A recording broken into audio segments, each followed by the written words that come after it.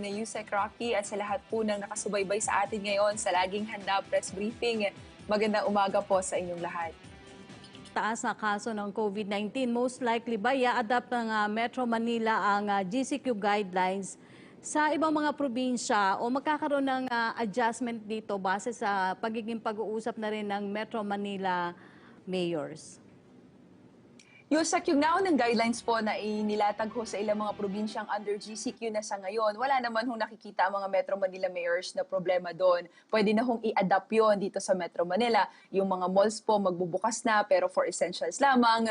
Yung ilang mga establishmento magbubukas na pero para lamang sa mga restaurants, drugstores, etc. Public transport within 50% capacity. Pero ma'am, nasa last call po ng IATF kung may babaguhin po ba sila sa naunang guidelines na ibinigay po nila sa GCQ sa ilang mga probinsya, kung applicable po ba yon dito sa Metro Manila. Pero so far, wala pong problema doon. 11:19 in the morning, makakapanayam din po natin si